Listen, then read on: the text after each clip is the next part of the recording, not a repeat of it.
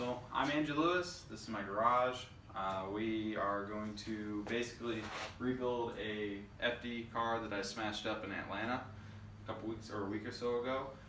This is going to be my YouTube channel. This will be like episode 1. We're going to basically cut the end off of this car and put it on that car after I tug it out with a winch.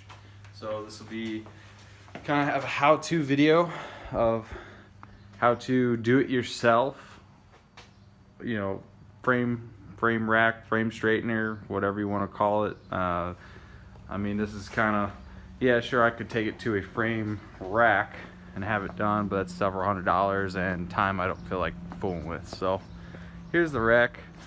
You can see it's pretty crunch in on this side. It hit pretty damn hard actually. So what we're gonna do is basically roll the car forward on the trailer, latch it down in the front, and then I'm gonna start tugging it out in a couple of different spots and see if I can get it straight enough to where we can continue running this chassis for the rest of the year. As you can tell right here, I hit hard enough that it moved the door gap. It pushed the quarter up far enough. It closed that up and pinched the door a little bit right in here. So we're gonna have to move this. So we're gonna have to move this quarter back probably about 1/8 inch because it rolled it up that much. You can see the crinkle job up inside here. Pretty hardcore hit. The suspension didn't look like it moved too much.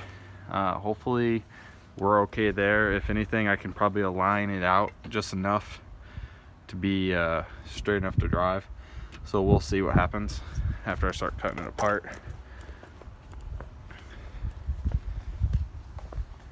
And then, so this was the donor car. It's got 109,000 miles on it, stock, only.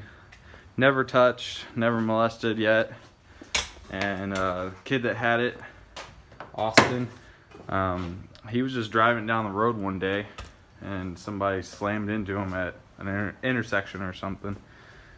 So pretty much ruined car.